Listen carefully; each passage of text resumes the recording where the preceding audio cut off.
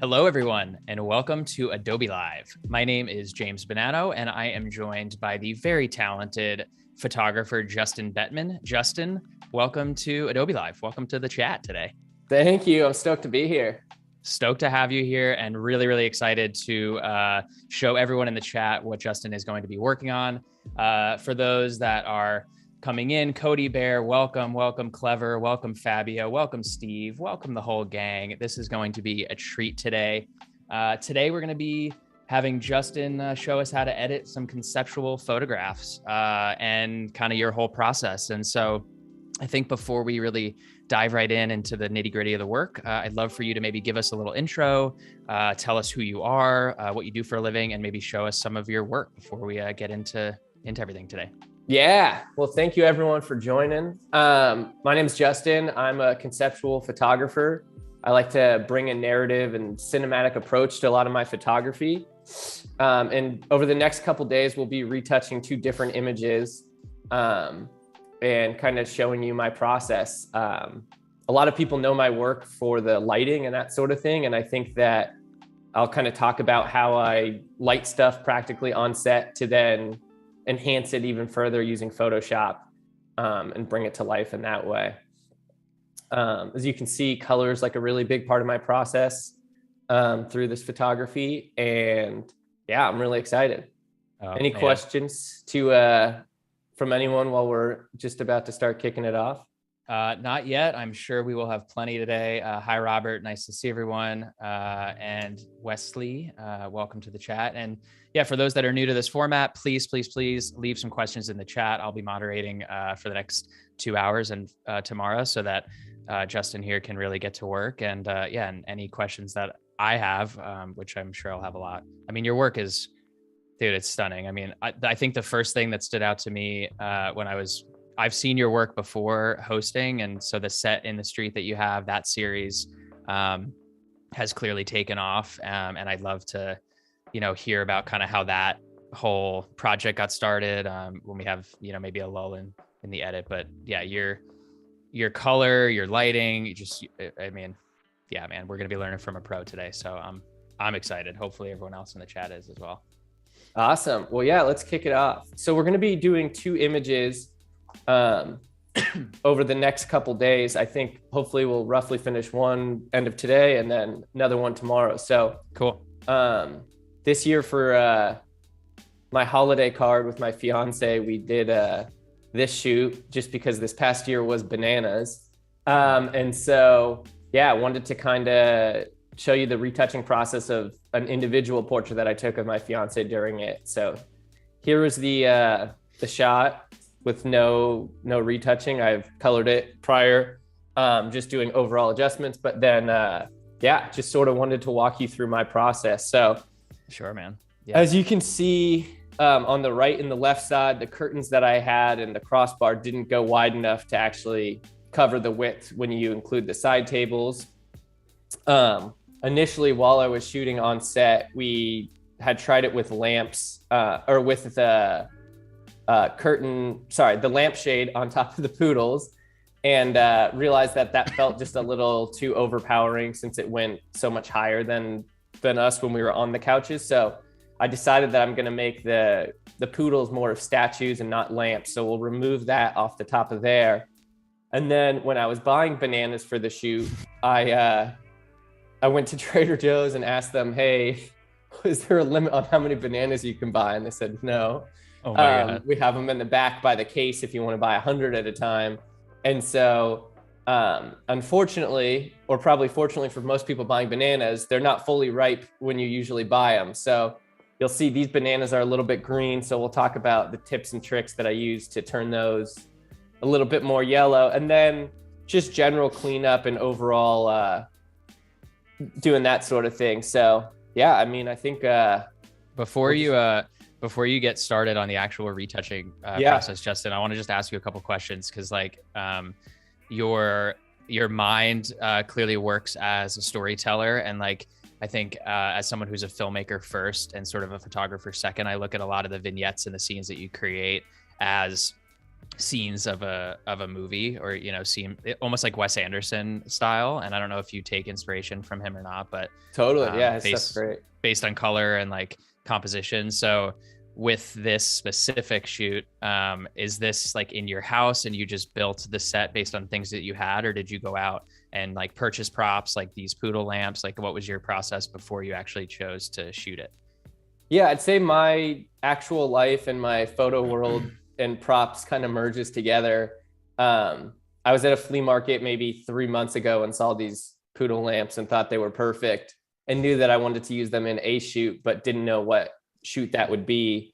And so got that. And then the couches, I thought that these would be perfect for a shoot. They felt very stylized, so I did get them for that. But yeah, this was shot in my home, in the living room. So that's kind of how it all came together. And initially, actually, the bananas weren't a prop, and it was just going to be us two. I saw these outfits at a thrift store like 6 months ago, and was like, this would be perfect for a portrait. And so bought the outfits, but didn't know what I was going to use it for. So then I thought with the couch, it'll be perfect. And it felt a little bit too minimal.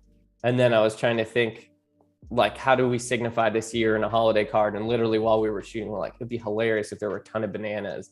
That's and amazing. So mid shoot, we left in the wardrobe, went out, bought the bananas, came back, and finished the shoot. So that's so insane. And like really cool that there's so many layers in your thought process. And like, it's just fun to come up with a Christmas card, and you would never think, or holiday card, you would never think that, creating this holiday card could also be used as a huge piece of your portfolio too. Because in looking at your work, like this one stands out as such an interesting photo. And like for that to just be a holiday card that turned into this is really, really cool. Well, thank you. I appreciate it. Someone, before we get started, someone had a question of what you do or did with the bananas once you were done. Did you make banana bread, or like what was the final use?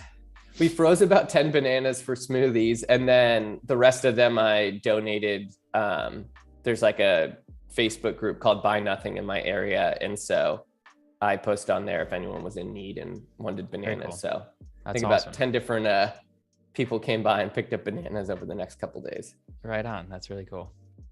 Awesome. Well, yeah, any other questions, keep them coming. I will let you get into the retouching, and let's do it. Perfect. All right. So yeah, like I mentioned before, the first step for me with retouching is trying to identify what I want to do.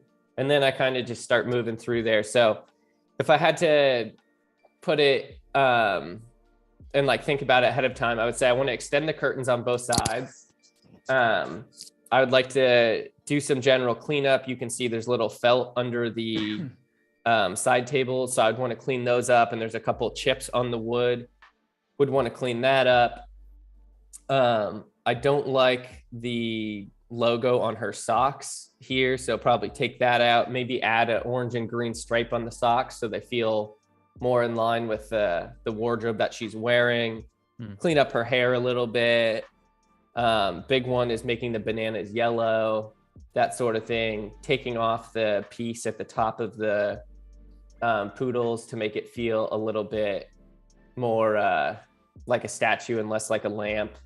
And then removing this wire that I didn't notice. I was looking at it cropped in when I was shooting and then didn't realize that that was there. So I did shoot a plate after, and you'll see that on this layer. This is a shot with both of us, but so I have a plate with nothing going across this side of the frame. So I love all the empty peels. Hanging off of the actual furniture too. It's cool. Totally. Awesome. So I'm going to just start getting into it, and I'll talk as I go. But if there's any questions or feel free to jump in. So I think one question real quick from Sean in the chat. start in Lightroom before you move into Photoshop, or do you do your like initial edits in Lightroom and then move over to all the retouching in Photoshop? Yeah, so I'll do coloring in another software, and then make my selects there and then bring it into Photoshop. Gotcha. So right now I like to clean up right around whatever area I'm going to try and take this light extension off of. And then what I like to do is just create a little bit of separation of the same texture. And then I like to use the patch tool. I find that to be really effective in this sort of situation. Go around there like that, and then sample that from here. So it's pretty straight line, and boom. Wow. Gone. I feel like that's a lot for that kind of context. That's a little bit easier than using the clone stamp tool and just like stamping that entire area. Totally. And then kind of going back and filling in this so that it feels a little bit more curved like the rest of the poodle. So if we zoom out, there we go. You'd never know there was a light socket coming out of the head. Yeah, it just looks like a perfect statue. Yeah. So I really like the just the contrast too with that like white popping on the green curtains, and like adding another element to those shapes too. You have like the banana shape, you have this, it's almost like everything has this like ovally like rounded shape to it, and then the curtains being so square. I don't know, it's like, was that a conscious decision, or was that sort of like a happy accident? Yeah, I think that was a conscious decision, with having the poodles kind of match the shapes of the couches, and how they're, especially the hair of the poodle really feels quite similar to the cushions on the couch and that sort of thing. All right, so we finished step one. One thing also you'll notice is that I always duplicate the background layer, so then I can go back and say, hey, how does this adjustment look compared to what I actually started with? Gotcha. And so it's looking good so far. Let's zoom back in here. Perfect. Clean this up a little bit more. And these curtains, a lot of times I'll work with a set designer, and I had a friend who's a set designer actually lend me these curtains, but she wasn't able to be on set. And so I didn't steam them as much as I would like. So a lot of it today is also going to be just, how do you clean up curtains and that sort of thing so that it looks really nice and doesn't have all these wrinkles in it. So you'll see some tips and tricks that I use for that. And like, I guess just a general question for others out there that are either doing similar conceptual shoots like this or looking to do this in the future. Like, what are some, obviously there's things that you have to touch up no matter what you do and no matter how controlled the environment is. Are there tips that you have to basically avoid some of these touch-ups, whether it's lighting or whether it's having like a makeup artist on set, or, what professional tips do you have for that?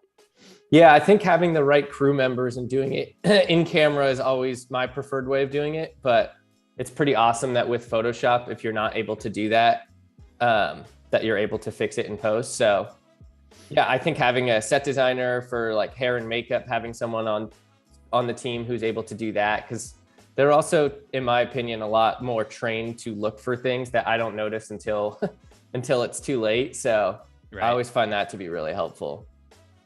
And now for this specific photo, because you were in the photos as a self-portrait, did you have another photographer there helping, or was everything on a tripod and on timers?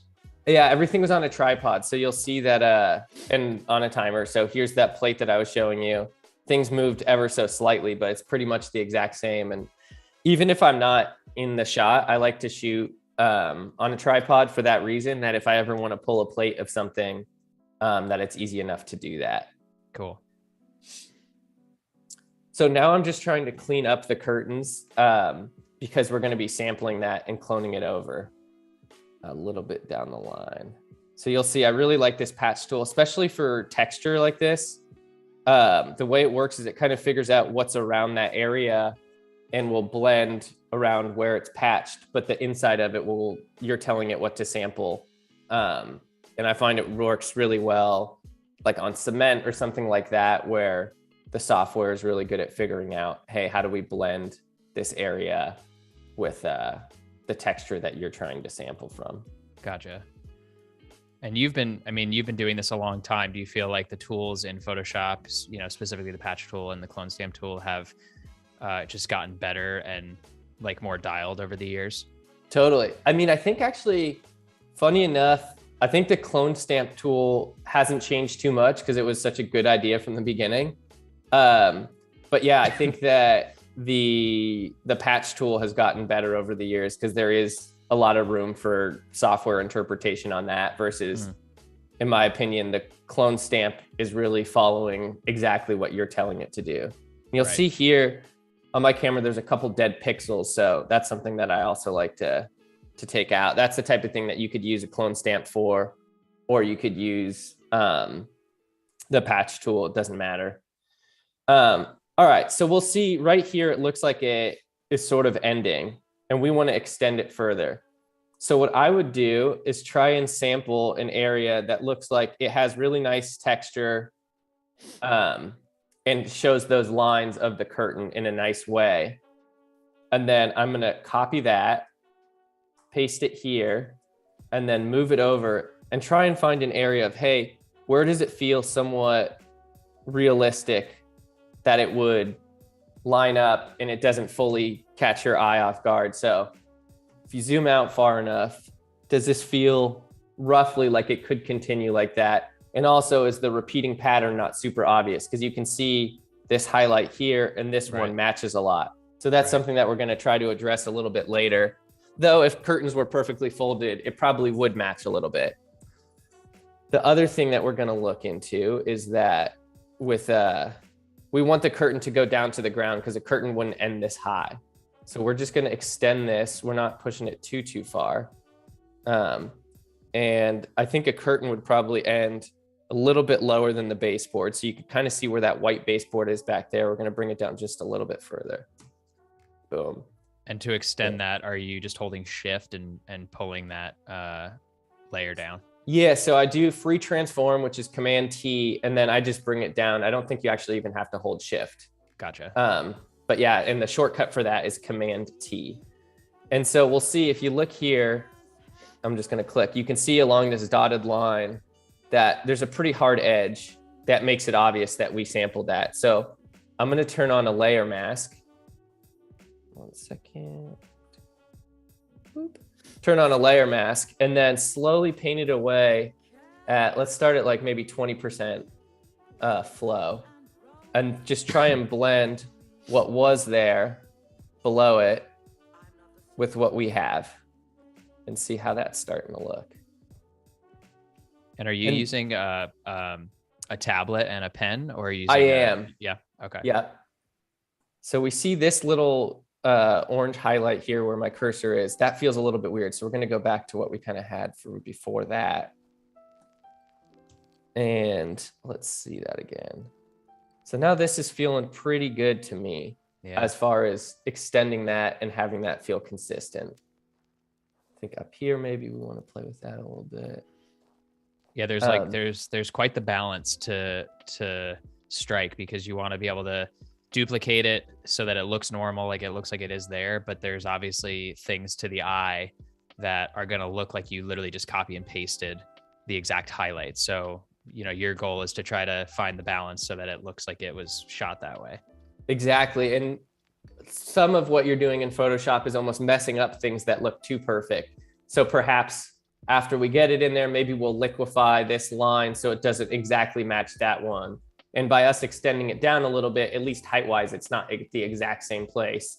And then also going through, and we'll do that patch tool again, like we see the little crease here where my cursor is the same crease that there is over there. So maybe we take one of those out so they start to feel different enough. One other thing we'll notice is that right now it's going over the table, which we don't want. So we're going to make a selection of that table and mask it out, so that way it doesn't go over that. I like to use the pen tool when making selections because you can do curves as well as straight lines. So do a straight line there. I'm going to turn off anything that's turning off the actual edge of it. So we don't want to see lines while we're doing that. So we're just going to go here over to there. Now this is a tiny bit of a curve, so we'll do a little bit of a shape there. Perfect. Down to here. Just following along. I find that a lot of Photoshop is figuring out how to do good, quick, clean masking, because that's a lot of it. So getting good at the pen tool is pretty crucial. Yeah, I feel like for the longest time, I was kind of just scared to use the pen tool. I like knew how powerful it was, but for some reason I just could not figure it out. And once you figure out how to use it to mask things out, it really saves you a lot of time. Totally. So then if we finish the shape with the pen tool and then hold Command and click on that shape, it will highlight it. And then we can go back to here where we had cut out our curtain. And then the layer mask, it's on white now. So anything that's white will show up. Anything that's black will disappear. And so we're going to paint with a black pen at 100% opacity in this area where we had cut out the table. And voila, now the curtain is behind the table.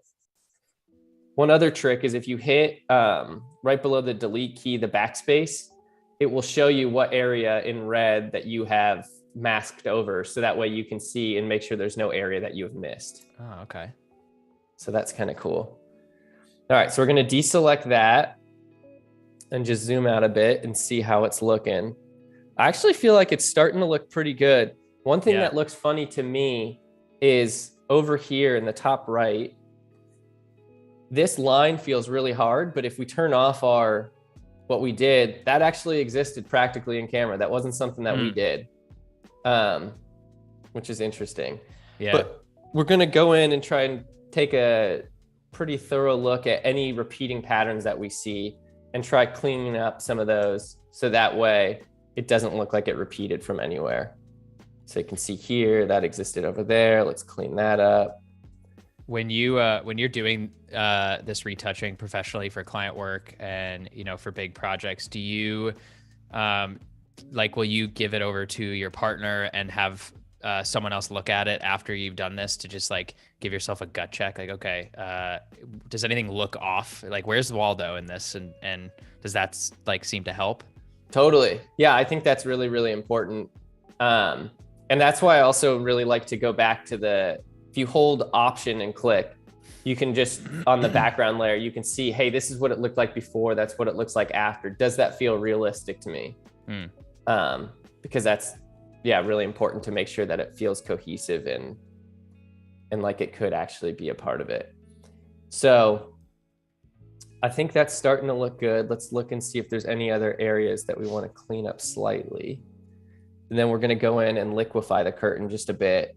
So that way we can see if we can make it just look slightly different so it doesn't look too similar. And I think sometimes with these tools, the patch tool, the clone stamp tool, the healing brush, you can get a little carried away and do too much to where it actually then looks photoshopped, and your goal is to make it not look photoshopped while using Photoshop to do it. So there is subtlety. Less is more. Yeah, subtlety, exactly. So I'm gonna click this top one with the Liquify, and then pressure we're gonna lower it because we don't want to push it too far, and maybe density we'll move that down a bit as well, and just try and create a little bit of movement with these so it doesn't feel like it's going completely straight and the width of it feels maybe slightly different than what we had from before. Let's see what else I want to do. Now, you'll notice there's this orange piece of the couch here. The reason we're not seeing that in our image is because we extended the whole curtain down, and then that part is hidden behind the table that we had masked out. Gotcha. So pretty subtle. Let's see. Let's apply it and see what it looks like. All right. So not a huge difference, but here's before. Oops. Edit, redo, deselect, edit, redo. So I'll show you one more time. This is with it and that's without it. So it adds just a subtle bit of, so that way your brain doesn't pick up, hey, this was something that already existed. Right. Yeah, it's crazy. Like the one part of that curtain that my eye is attracted to is the thing that was shot in camera, which is that like harsh Really hard little edge. like hard edge there, which, you know, that was how you photographed it. So it Totally. and It is I think funny how now that because we're works. looking for it. Yeah, but I do agree that's still catching my eye. And I think the reason is everything else is a little bit of a softer edge, and that one feels really, really hard. So we can try and play with that a little bit and see. I'm pulling out the clone stamp now, but what if let's go to lower flow and just try and blend that a little bit and see what that does for us. Just so it's not quite as hard. And so the flow tool, because I'm aware of flow versus opacity, but flow is essentially like if you're keeping it lower, you're allowing yourself the ability to like apply more pressure over the amount of time that your opacity is set to, right? So yep. Is that what that kind of relationship is? That's my understanding of it. Yeah, it is similar to opacity, I think, if you're using a mouse, but on a tablet, depending on how much pressure you're applying. And one thing that I did that is not a good idea is I didn't label this layer. So we'll call this first one just background cleanup. And then this one over here, we'll call this right curtain extension. Boom. All right. And let's just do another thorough look. Any other areas that feels like there's still a few creases, not the most glamorous side of retouching, but let's go in and try and clean up some of these guys. But it all is important in the end. Like if someone can look at it and pick out the one flaw that you missed, then, you know, the whole entire process was, I don't want to say a waste, but it's like these little things are not yeah, they make a big difference. They make a huge difference. And like you were saying before, when people ask my retouching style, I think in general, the best retouching is done when no one can tell that it was retouched. Like some people like to go for a photo illustrative look, and that really is something that I try to avoid. I want it to feel like everything was done in camera, and Photoshop's a big part of helping me achieve that look, but I want it to look like it was done practically. Yeah, and you'll see here, this area, there's one here and one over here on the right, and those feel like a pretty distinct thing, and it's because we cloned it or copied and pasted it. So we'll just sample this one out, but leave that one there. So there's enough of a variation between the two that it feels unique. I'm feeling pretty good with this, that it feels like its own curtain over there now. It's just looking good. So let's zoom out one more time. And now, like I said, I always like to check and see, what did it look like before? What does it look like now? And you can see those little things that we're cleaning up on the background make it feel a lot smoother and silkier. Totally. Which is what we're going for. Yeah, and you're not like removing the integrity of the curtain. Like there's still, the curtain naturally has creases, and you don't want to lose all that. It's like, it's, you know, like painting someone's face to the point where it looks like it's painted. You know, you got to keep that integrity, which you're certainly doing a really good job of. Totally. And one example to show when I would not use patch tool, just to show you when it works and when it doesn't. The curtains, it works really well. It's kind of a loose texture and it's repeating. Now, if I tried to patch tool this and I did it like so, you can see exactly the lines didn't line up. It didn't work super great because it's a distinct pattern. It's not something that is repeating forever and ever. If you got the grain of the wood to line up, maybe it would work okay. But I still feel like you can kind of see where that happens. So that's why, in my opinion, it works really well on cement or that sort of thing, or like on a couch. It's all shades of orange. You want to get something kind of similar. Boom, that little crease is gone. Once again, it wouldn't work really well on a banana to sample that from there and try and mix it. You can kind of see how the tool works. It keeps exactly what you have on the middle, and around the edges, it tries to blend the two things, but clearly that pattern doesn't line up. So it doesn't work great for that. So in the patch tool, are like those feathered edges already built into the sample, like anyway, so that it helps to kind of blend it in a little bit more? Yep. And if you look up here, I believe with diffusion, it's at 5. I actually have never changed that in all my years of using Photoshop because I feel like that's probably the perfect number. But I imagine changing that will allow you to see or allow you to play with how much of a feather it has on that. Gotcha. So for the sake of symmetry, there's still other stuff to clean up over here on the right side. We got to take that cord out. We see that light stand and cleaning up some of that. But now that we saw how that works, let's try it again and see if it's as easy over here on the left side with sampling the curtains and doing that. So I'll try to go a little bit quicker now that I talked through doing it on the other one. Hey, all good. You got some time, so feel free to, cool. I do have a technical question. Yeah. Someone in the chat wanted to know what focal length you shot this at, and I was also sort of curious as to your setup, camera, lens, lighting, all the logistics that made this image possible. Good question. Let's see if this shows it. It does. Oh, cool. Great. So I shot this at 36 millimeters on a medium format camera. Okay. I guess that would probably be pretty close to like a 28 on a, DSLR 35 millimeter sensor. And yeah, ISO was 400, shutter speed was 1/30th, and aperture was f10 because I wanted to have focus throughout the image. So awesome. Yeah. And have you been shooting medium format for a long time? Is that like primarily what you're shooting for a lot of your big client work? Yeah, I've been using I have the GFX 100. I've been using that for about a year and a half, 2 years, actually 2 years now.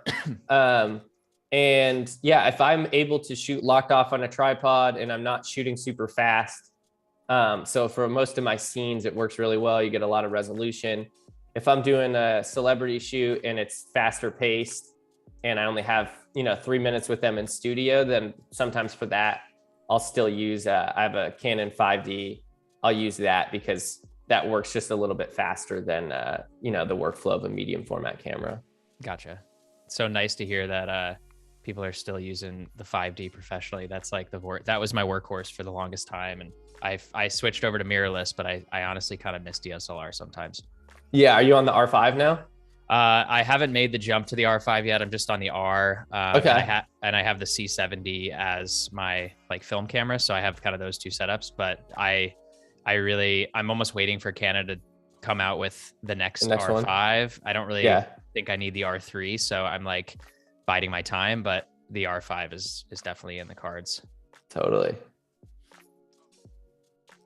So yeah, you'll see. And the reason why I'm doing this before I sample it is these are creases that I probably would want to take out no matter what. So it's worth it to do it now before I'm copying and pasting it over.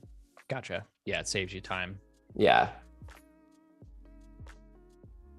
And now are you using, for the lighting setup, do you have like continuous lights or are you using strobes for a lot of this? I'm using strobes. Yeah, for this one, I use Broncolor strobes. Let's zoom back out and see. So I had one light that was to the left of this out of frame as a white fireplace. And so I shot one light into there. Let's see if we can zoom in and see it. I started out by having one light into there, but then I also wanted some light coming across the scene because I have a window on the other side and realized, oh, it looked a little bit too crosslit. So I ended up changing it that I had one light above me shooting back behind me against a white wall to just do a general fill light. Okay. And then I had an octabank to the right that was really acting as the key, creating that sense of direction. And then you can see there's a warm light that's scraping across and kind of creating these hard shadows that was supposed to look like the sun. And that was a light outside with orange CTO on it. Gotcha. And then outside of this curtain, you'll see right up here at the top, there's a little bit of a highlight. I had a light coming in there. So that way the curtain feels like it's bright outside. Wow. So that was a 4-light setup using Broncolor lights.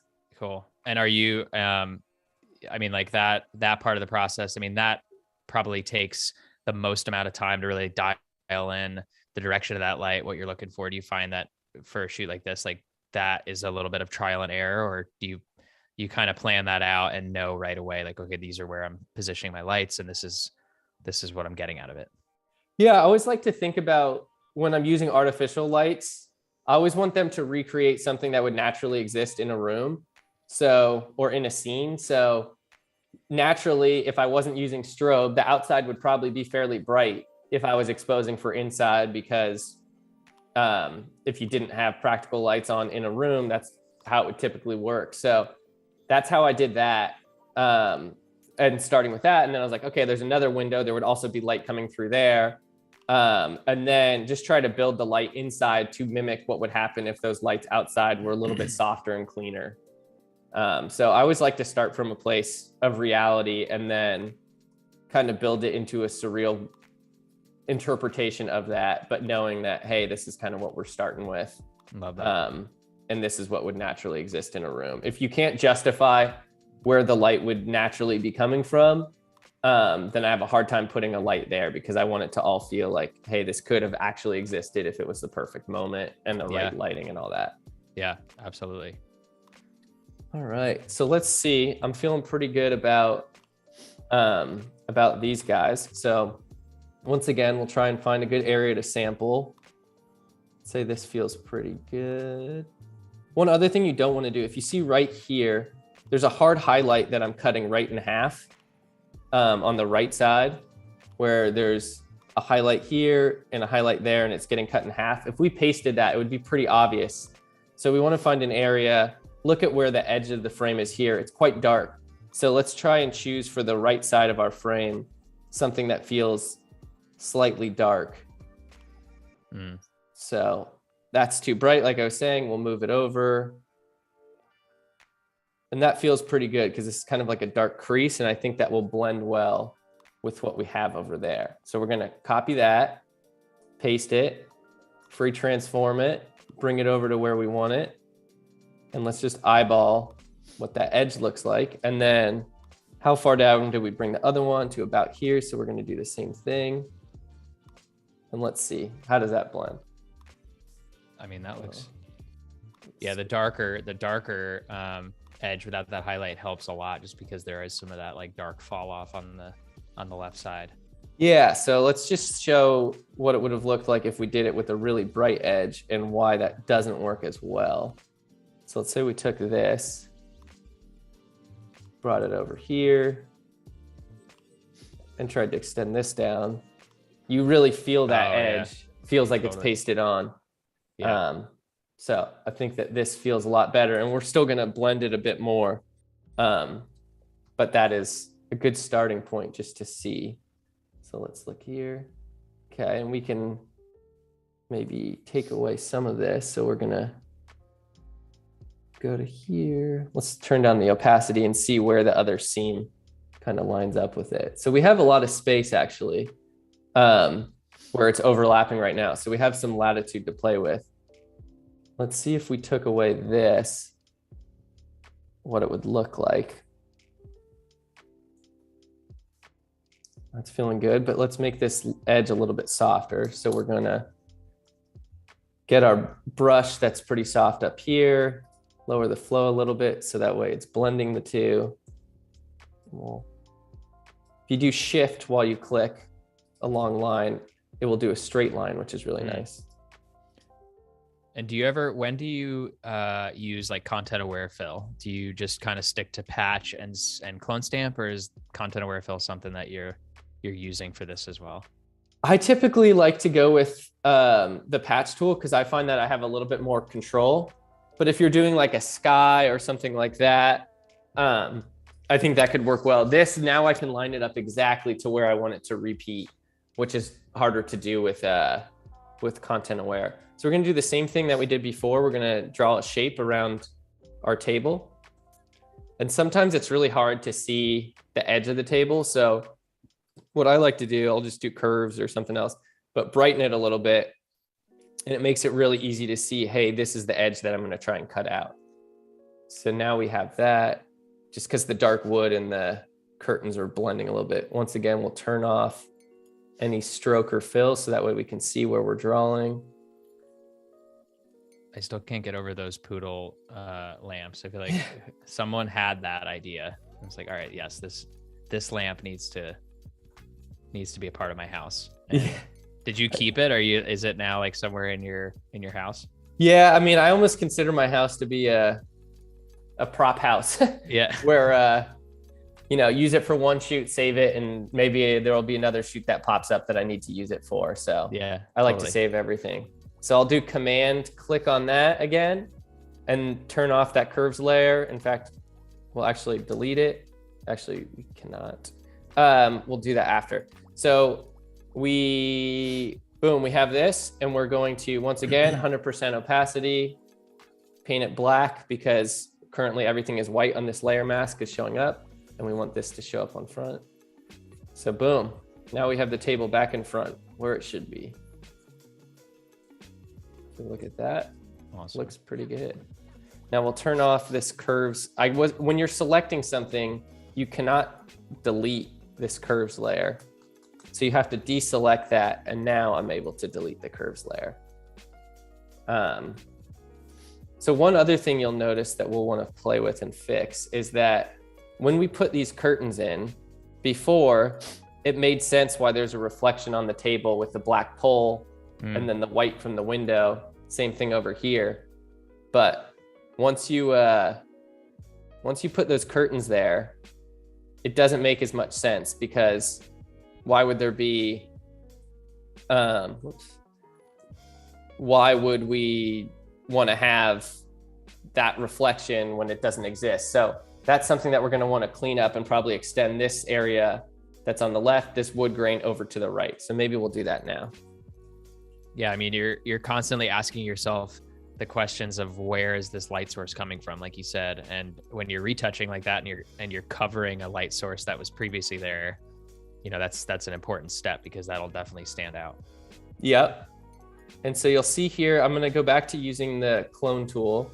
I still have it at 21%, but if you do a couple taps with it, then it will start to fill it all in and match it.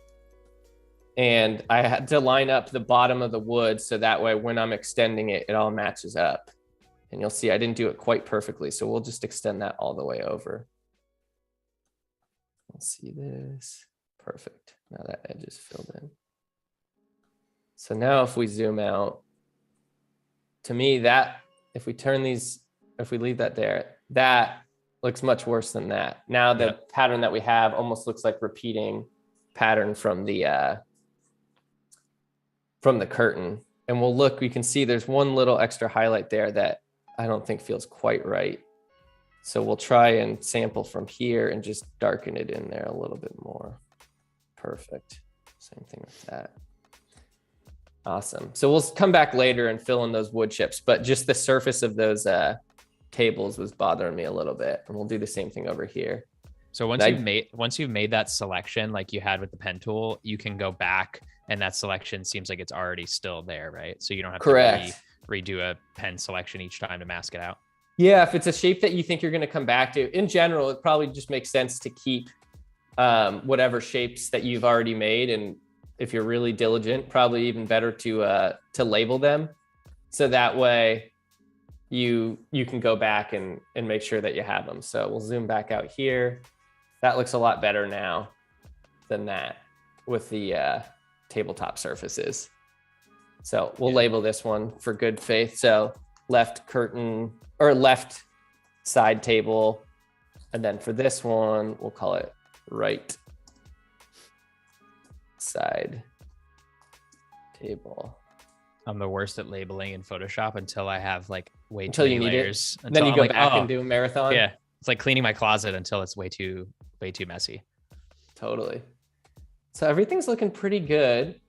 Let's go in here and see. So let's finish cleaning up this cabinet while we're on it. So like I mentioned before, I shot this plate of what it should look like where that is not covering it. And so we'll turn that on and we will try and match up the wood as much as we can. Let's see. Oops. So let's see if it lines up. I shot it at roughly the same focal length. And for this, I just like to lower the opacity and play with it like that. So let's turn it back to 100. Yeah, that's pretty close. See. It's feeling pretty close. So let's see if we paint that in, what that will do for us. Just in that one area, and we'll see if it works or if we should try and find another solution.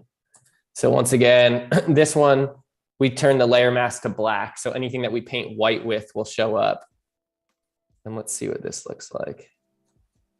I'd say it's looking pretty good to me. Yeah, so you're doing that just to see those lines too. And yeah, and then we can see, is it lining up? And is like, we have a little bit of leniency with the, or leeway with the wood grain. That if it didn't line up totally perfect, there's a little bit of room for error there.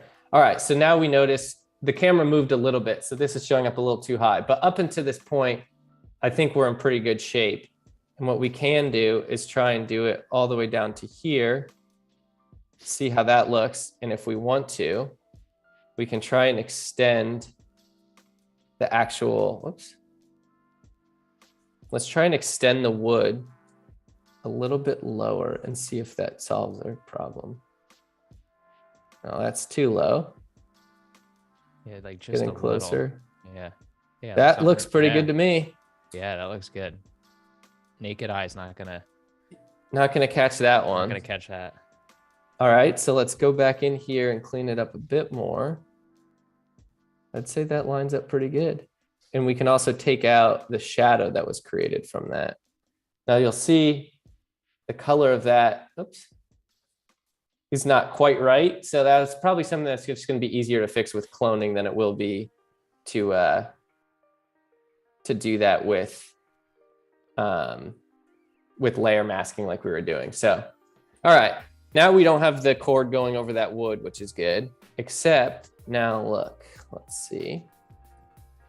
If we zoom in close here, when we moved it down, it got messed up top. So what we can do is just clone that out. So for this sort of thing, let's go in here. I would probably flatten this adjustment that we made. It looks pretty good onto here. So we're back all in one layer for that cleanup. And then for this little area, I'm just gonna clone it. So we'll sample from there, just kind of clone it across. It's an area that I don't think people will really pick up on. And that feels pretty good to me. And it looks like this. I don't know what happened here, but we can just sample that up a little higher so it all matches. All right, so that's looking pretty good.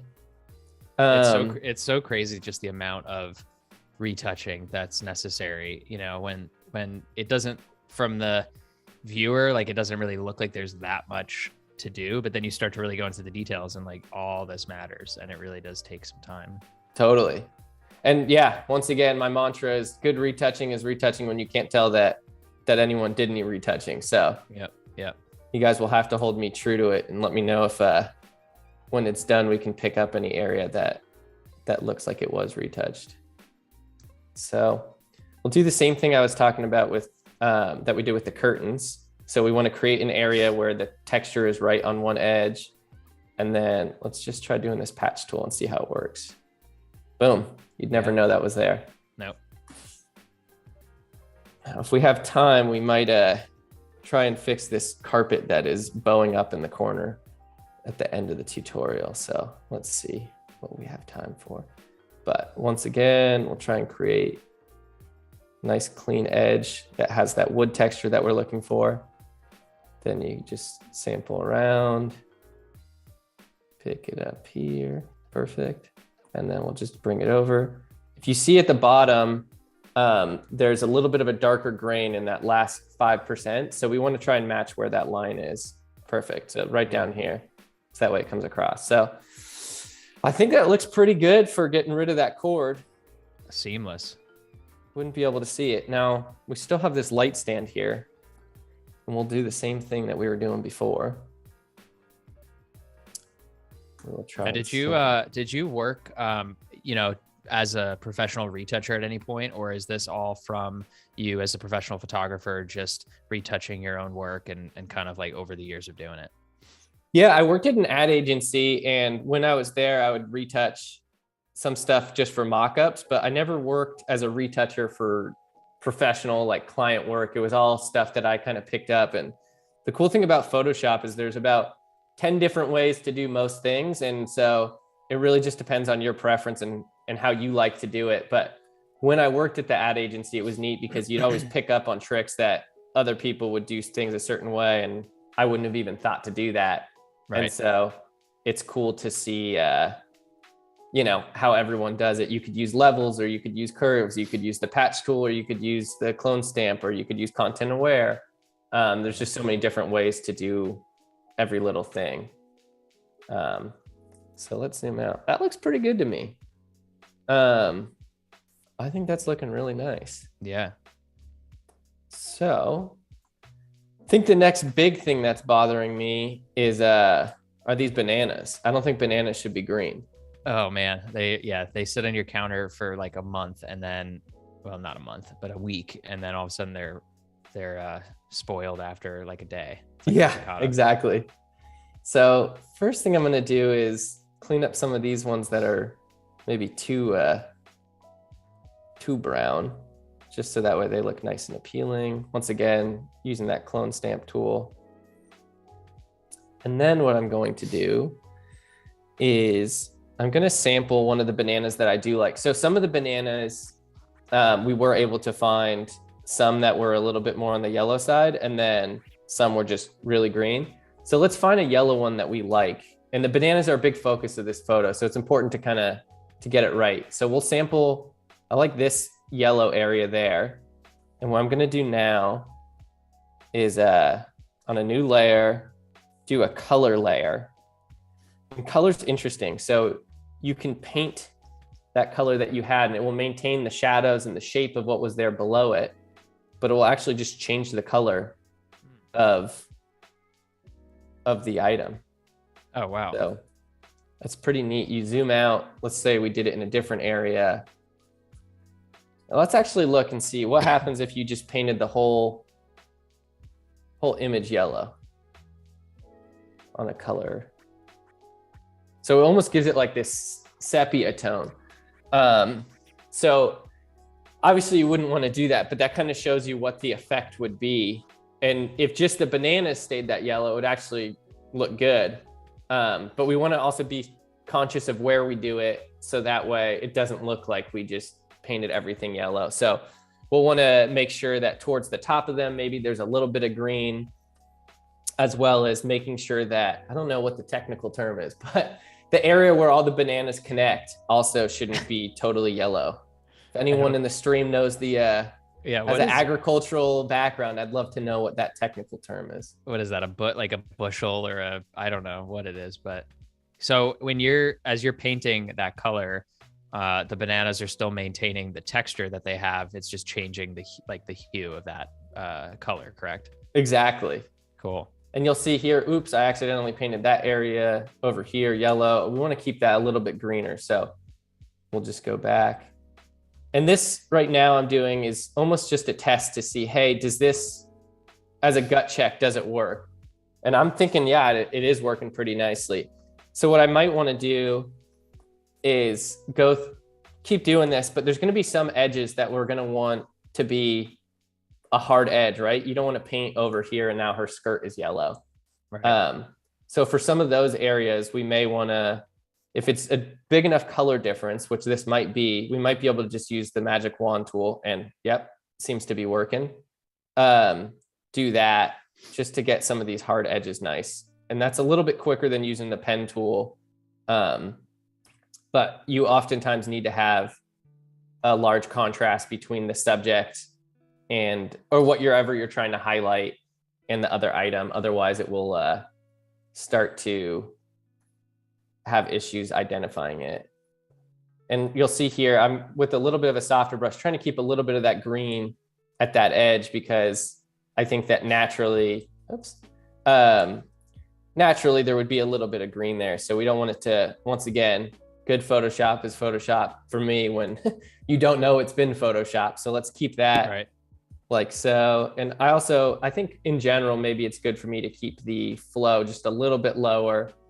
So that way I can do repeated layers, and that way it's not linear where it's either yellow or it's not. There's a little bit of variation between the bananas. We finally got an answer. Cody Bear says that a bunch of bananas is actually called a hand. Each banana is a finger. I did not know that. Thank you, Cody. Yeah, thanks, Cody. Now we learned something new. Now I can accurately speak about my bananas.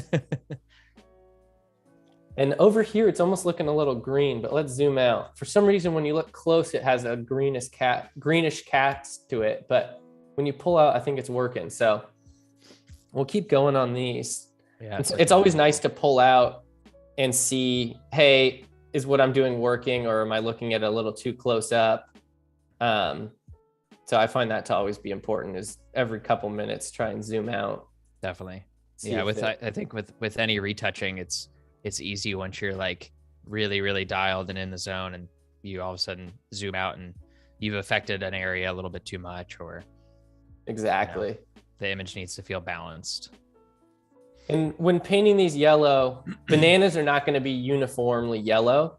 So I think with these, that's why it's nice to be with a lower flow and painting over it as much as I'd like, but I don't think they all need to be the same. And I think that it almost makes it feel like a larger group of bananas when they're not so uniform. And so some of them I'll leave maybe slightly greener, while other ones make it a little bit more yellow. So did you have to explain to people in Trader Joe's what you were doing? Or were they just like, are you just really into bananas? People are very, very confused. And sometimes I kind of like the attention, but yeah, it was pretty funny. Yeah, as someone who does a lot of this conceptual art, I'm sure you get some looks and some questions when you're setting sets up out in the street and doing a lot of these other things. That has to be, some of the appeal to it as well, right? For sure. Yeah.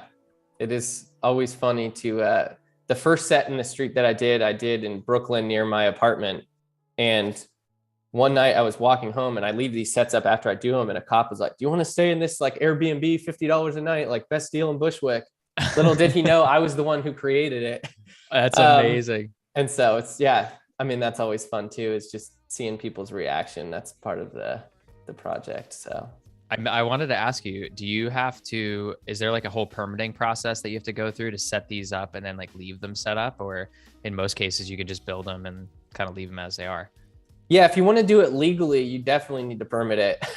Early on, I was a little bit more brazen and didn't do that. And more recently I have been doing it.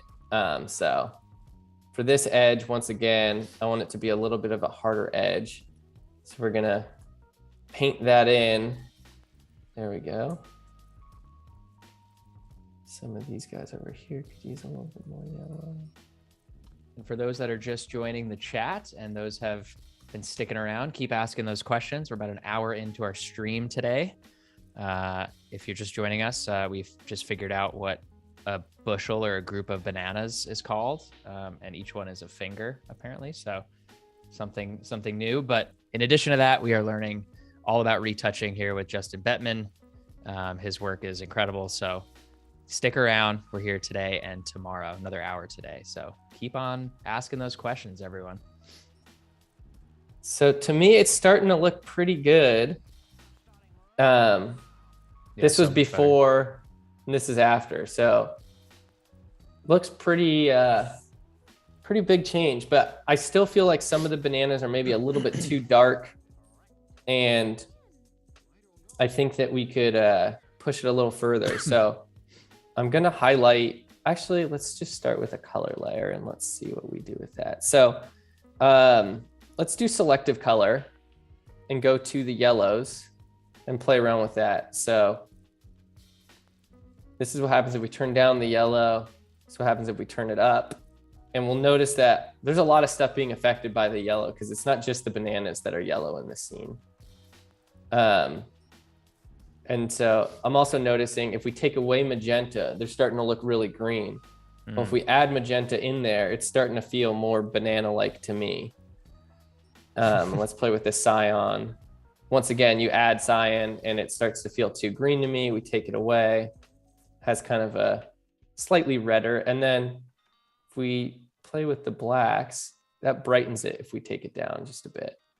So that feels pretty good to me in the banana department. Now we need to just select those bananas.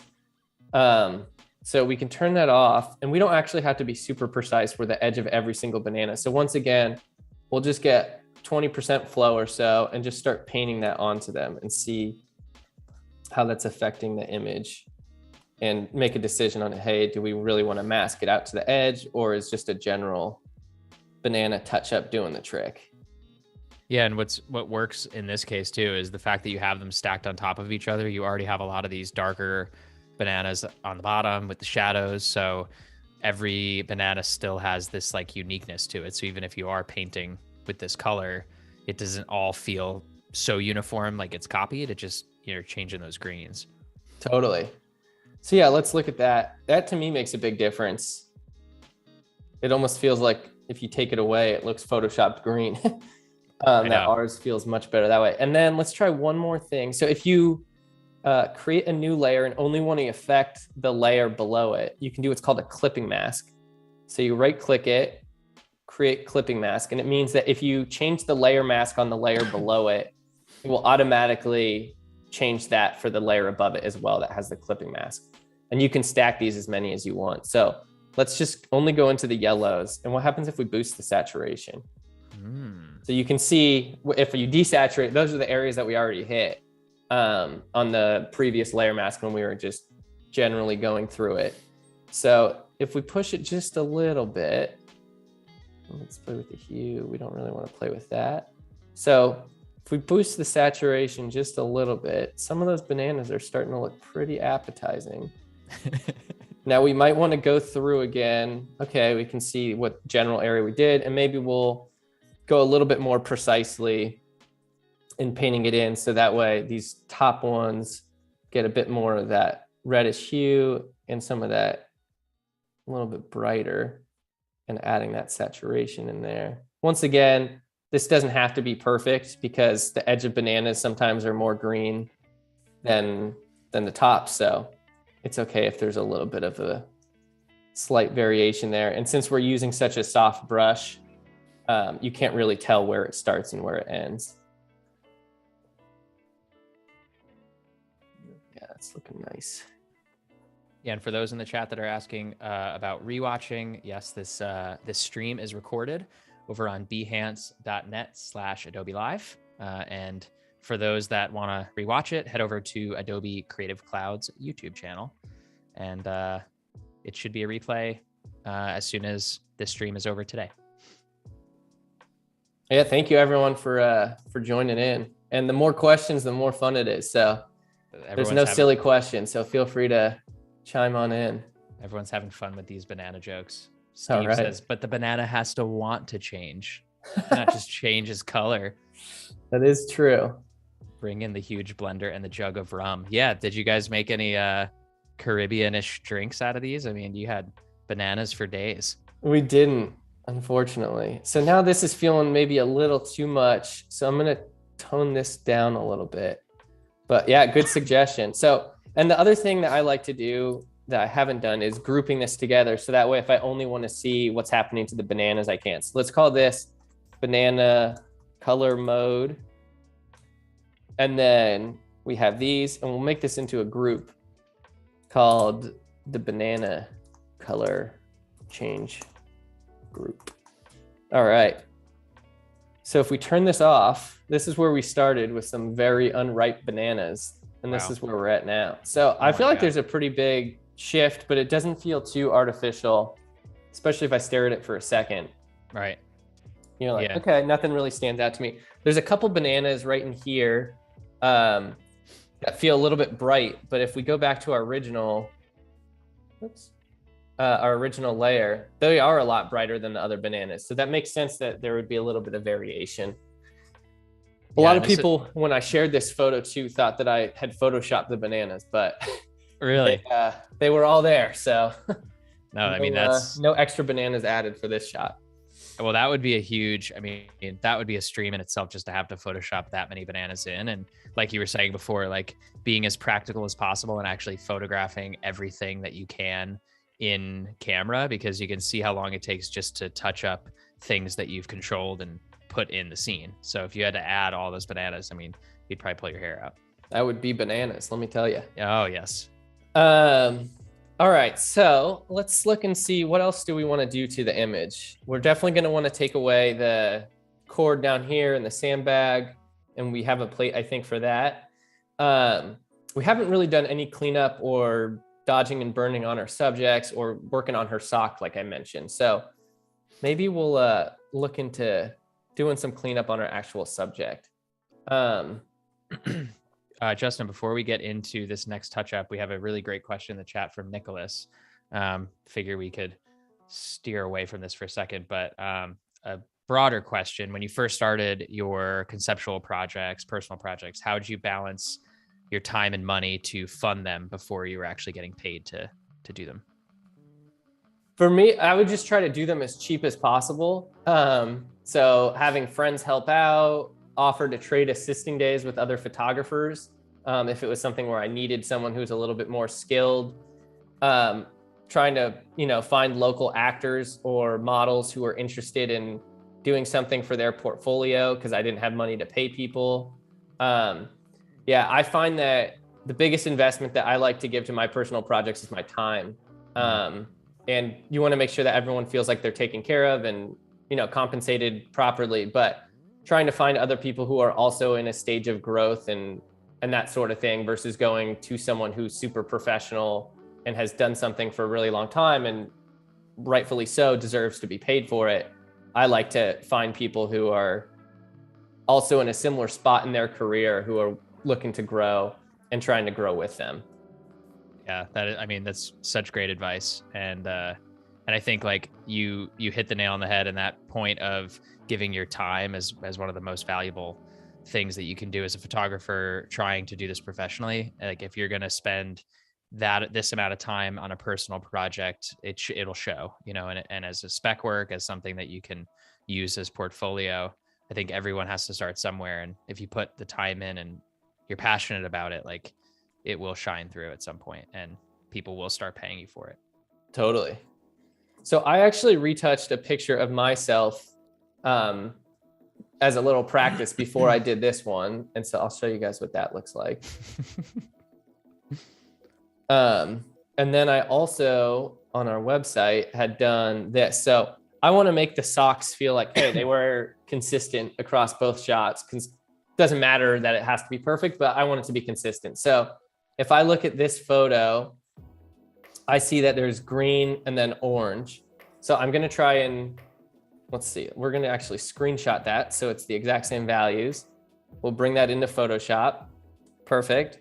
And the way that I did this before, and I'm going to do it again, is the same color blending mode that we did on our previous shot. So we'll sample that just so we have it. And then we're going to use the pen tool again and try and trace around this top stripe that already exists for this sock.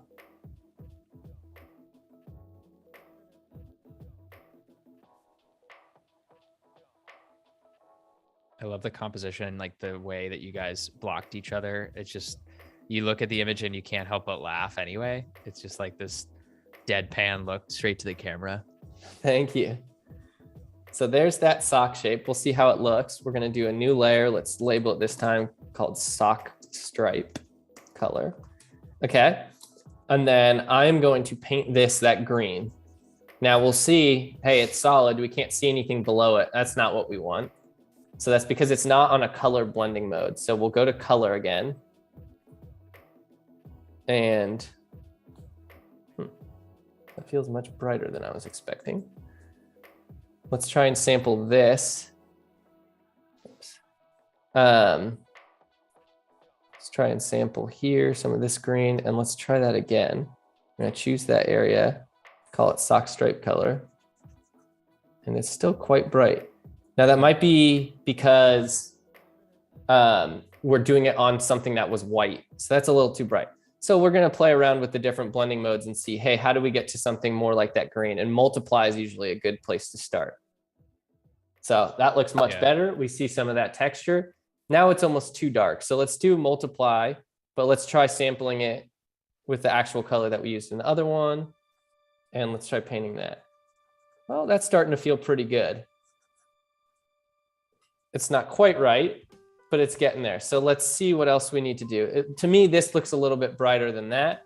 So let's lower the opacity. We'll also see a little bit more texture. And we can play with now the saturation doesn't look like it's quite there. So we'll play with the hue saturation. That's starting to feel good. Now the other thing, if you look at it from far away, it sort of works. But if you're looking at it up close, and I always want to make sure my work would work in that situation, it feels like the edge is a little bit hard. So we're going to highlight it. We're going to click select, modify, feather. And let's do a 3-pixel feather. Now the same area that we had highlighted is, and then we are going to, let's do a new layer. And let's try painting it here and see what it looks like. We'll turn it back to multiply. Too dark again, remember, because we have this under there. We're going to turn it, oops. Some of these small details you realize take a long time. Oh, absolutely. Yeah, but I mean, like they work so well, and it blends, much nicer than a different technique. Yep. And so now if we look at that, that is starting to feel like actual, maybe it's too soft, but I think that kind of works because a sock has a lot of texture to it. So it's not going to be a really hard edge. Let's go in there and we'll clone this area. Let's see. Oops. My thing kept making a sound like, no, we can't do that. It's because the opacity button was clicked. So we'll sample some of that green over here. Let's see. Okay, that's not working great. And that's because we are on the wrong layer. So we're deleting that one. There we go. So we're going to sample this. And right now I have it set to current and below. We're only going to do this current layer because we just want to take that green color and clean it up over here. Don't want any of that white showing. Okay, now let's zoom out. That looks pretty good to me. Yeah. Now we'll notice that it's still a little dark, so we can play with the opacity. I think we had it 88 before. That feels pretty good to me. That looks great. Yeah. So we're gonna try the size of the stripe would probably be pretty similar and probably similar angle too. So we're just gonna copy that, bring it up, color because it's overhanging onto the, well, we'll leave it like that and we can always clean it up with the layer mask. And now let's play with the hue and get it more into an orange world.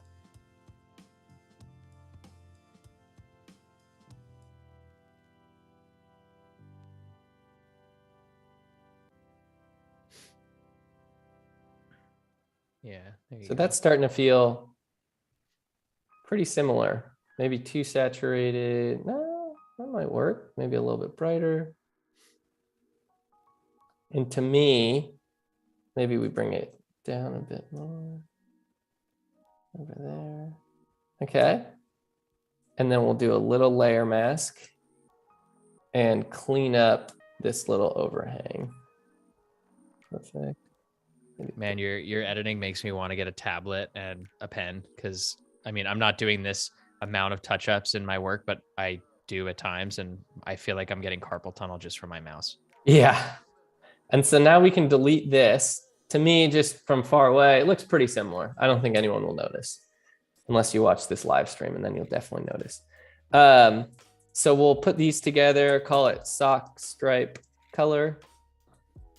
And we'll click here. Okay, this little shape that we did was for the color of the green stripe. So we'll put it in there in case we need it later to catch that.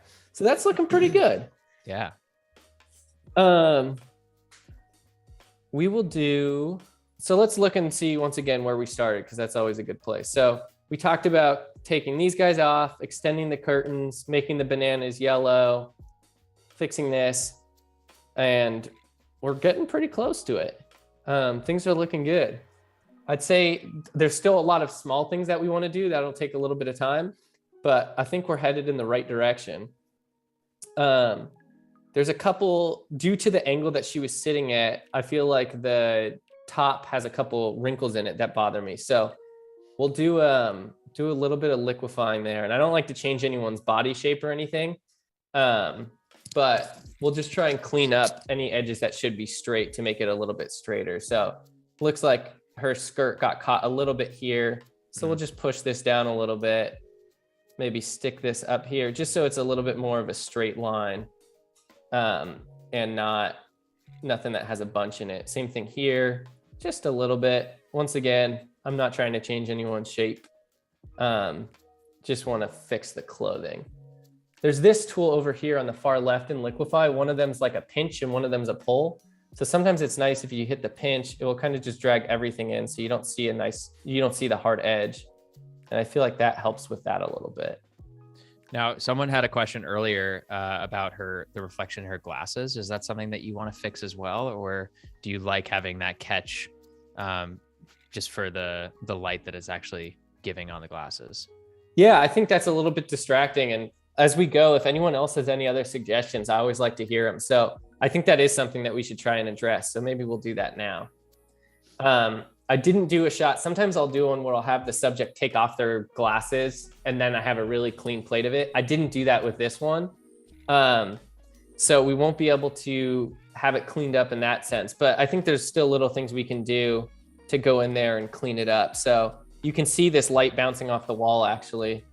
It's crazy, the resolution of this camera. So yeah, we'll try and take that away. And that looks to be not too difficult. And then you can see the Octabank over here. We'll try and sample that out by using the clone stamp. And sometimes you see repeating patterns if you do too much of this, but let's try it and then we can always undo it. That doesn't look too bad. Now you can see some of this repeating area. We'll just patch tool this somewhere else, kind of gets rid of that. So that already to me looks much better because it's not a hard edge. Yep. Now the other thing you can do is, once again, with the really soft or low opacity or low flow, I'll go down to like 9 or 10. You can try and take some of this away or just tone it down by painting just a little bit of it without doing too much at a time. And that might, oops, let's see, just get a little bit of it, sample it from both sides, and just start to tone that stuff down. I had used a technique, I don't know how many years ago I had learned it, I think from Flern in some of the early Photoshop days, of like specifically around the eyes and the skin, like a very low opacity on a empty layer, and just actually like sampling and painting a little bit on parts of the skin where like you wouldn't necessarily see the texture. So obviously you don't want to do that too much because then you're removing the texture of the actual skin, but the clone stamp, is perfect for that. Totally. So let's look and see. To me, it's a lot less distracting now, even though there's a little bit of a flare there. Yeah. And that would naturally occur. So I don't like to fully take that stuff away. But I do think it's a good idea to maybe minimize it just a little bit. And this edge feels really hard. So maybe we'll take just a little bit and kind of blend that. All right, that's looking a little too bright. So maybe we'll do what you were mentioning. Take just a tiny bit, sample that. We'll go at much lower opacity. Let's go at 2% and just try and paint that in there just to brighten it up without it being too bright. And let's see how that looks. So this once again before, and that's after. Yeah. So I feel like there's still a highlight there, which naturally would occur, but it's not too much. Now this side's a little bit tougher because it's actually going on top of her eye. One thing you can do, and let's see how it works in this situation, is you actually copy this eye, do a flip horizontally, put it over on this eye, and see how much of that you want to paint back in. So let's see if it actually is lined up. Looks like fairly close. Let's move it. Oops. And you can really see how symmetrical people's eyes are. Yeah, which is not as symmetrical as people might think. Oh, totally. And especially if she's not looking straight at camera, but kind of close to straight at camera. So we'll put it at 100. And let's see what happens if we try and paint just a little bit of that in. So that way her eye is at least has a little bit more contrast. So we'll get this maybe at 10%. Go up just a little bit. So you can see, let's go too far and then see what it looks like. So that might be a bit too far. And she actually looks, the thing that throws me off is that why is there light coming and hitting the left side of her left eye if the light on the other side is coming from the right? So we definitely don't want to hit the eyelid, but because we did a layer mask, we can just paint that back. And there you go. That's kind of coming back in. But maybe up here, we want to take some of that away. So we'll do just a little bit of that. And then we can see, okay, that's too much. But maybe we want to get rid of that softbox reflection that we're seeing.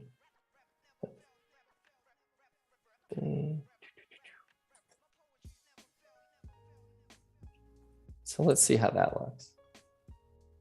Well, to me, this was without it. That's with it. Yeah. Definitely helps. Maybe it's a bit too much. You're still getting a little bit of that left eyelid highlight. So we'll take some of that away again up here. We don't want too much of that. Maybe we went too far. Once again, you just keep switching, hitting X back and forth until it feels about right. That's nice. Maybe it's a little bit too much down here. So I'll take that away. And then if that feels good. So then I like to merge the layers back again. And then I can go back because they're on the same layer and I merge them and then do the patch tool here and kind of clean it up now with the new eyeball on there. And then I think this is the most distracting part for me, that softbox. So let's try and sample some of this and see if we can get rid of that like we did on the other eye. All right, so our opacity is too low, so we'll bring that back up to 100.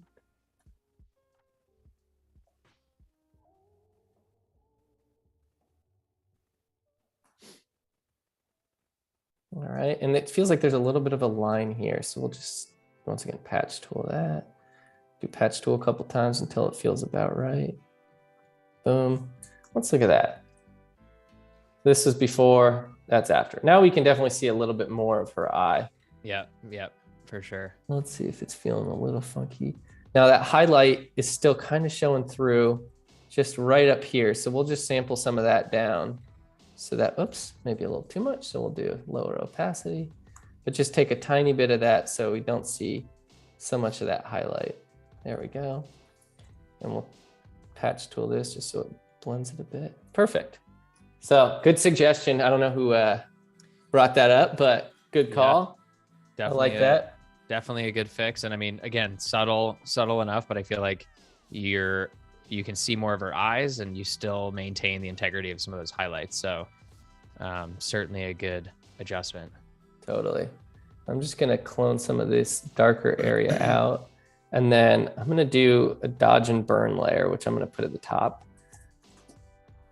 This is probably the most common thing that I'll do when I'm doing skin or anything like that, but a dodge and burn layer. And I'm going to set it to a soft light blending mode. And then I will make one of these black and one of these white. And anywhere that you paint black, it will dodge it. And anywhere you paint white, it will burn it. But it's on its own layer, so it's not affecting the base file. And so I'm just going to paint down here, define that jaw just a little bit more because I was shooting up on her. Right, and for burning, you're kind of creating those darker shadows, and for dodging, you're creating the highlights, right, in the midtones and in the highlights. Exactly. And let's see, like here, there's a little something going on here, so we'll dodge this out. Some of these more shadowed areas. Perfect. Maybe this whole side of her face, we'll just give it a tiny bit of a kiss of brightness just to create some depth. If I want to look really baller, I'll put a nice sparkle on her ring. I was going to say you could. We might do that later. Let's see how much time we end up having. How long have you guys been married for? We're engaged, but yeah, we've been together for like 9 years. So. Oh, wow. Well, Yeah. congrats on the engagement. Thank you. Sweet. And maybe we'll dodge just a little bit here. Try and really highlight that light that's coming through with that outside on the right window. Maybe we'll do just a little bit of that on the legs, just to create a little bit of shape. So let's zoom in here. For some reason it has a little logo and stuff at the bottom. I don't think we need that, so we can just clone this out. Now, as you keep doing your touch-ups, Justin, I know you kind of hit on this a little bit in the beginning of the stream, but for anyone who's joining, and I'm just kind of curious, like, what's your process in finding and getting props for each of these shoots, right? Because props seem to be such a huge part of your work. What is that process like when you start a project? Yeah, a lot of times a single prop will almost inspire the project. For me, this one was like the poodles. I was like, I need to use these lamps. And then was like, okay, I have 2 poodle lamps. I need to get 2 side tables that match that and kind of build from there. But Sweet. Yeah, depending on the shoot, sometimes I'll work or rent from a prop house. Sometimes it's just me going out and thrifting, trying to find things. Yeah, really varies. And it's such a fun part of the process too. Totally.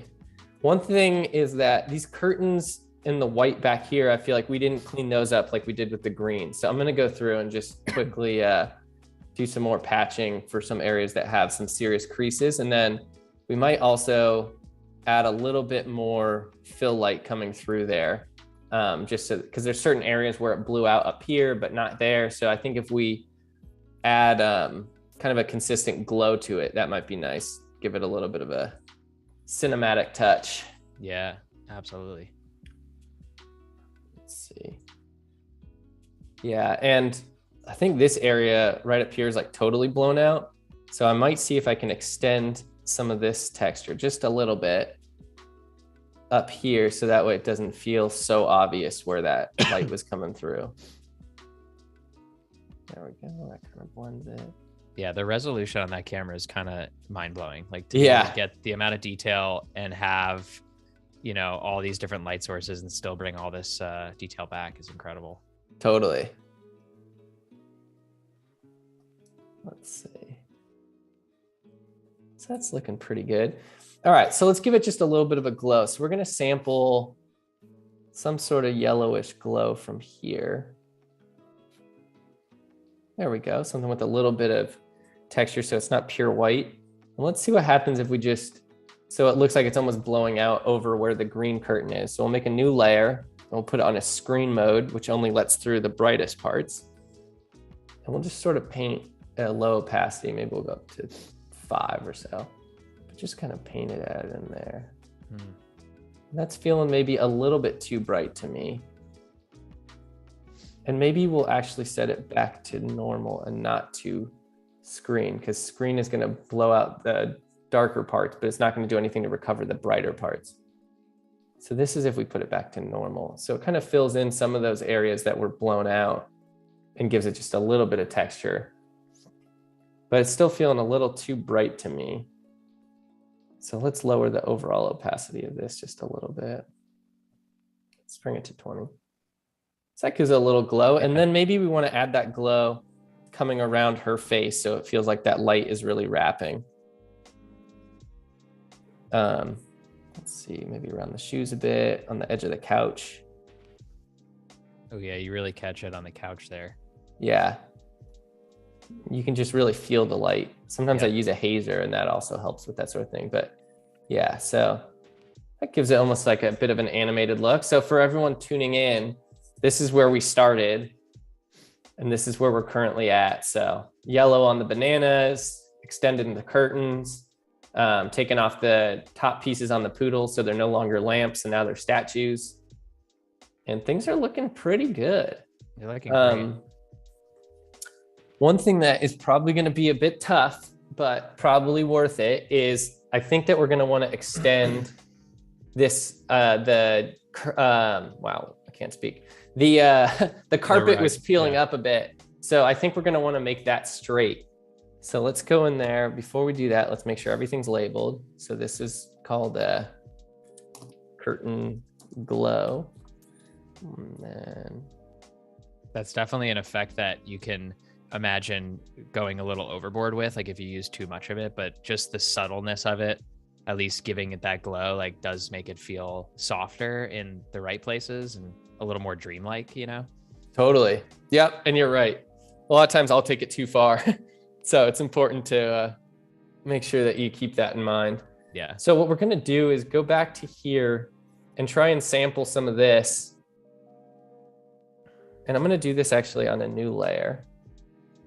Try and sample this along the edge. So that way it's a straight edge. So we'll get some of that. Let's look. Let's start back here. See if it blends enough. Oops. And let's, what's going on? When you're using the clone stamp tool, would you say that that's one of your biggest tips, is to make sure that you're sampling like hard contrasted edges? Yes, for sure. One thing that's probably the most important part of Photoshop and just any time that you're using a computer is saving your work, which I did not do. So let's just take a moment now to save this out and hope that it all goes smoothly. These files are quite large. So I think Photoshop has some sort of autosave feature, but I'm not certain that that is been going. So let's just make sure that that's happening. We're at 50%. And Photoshop's awesome in the sense that you can actually keep working while it's saving. That's huge.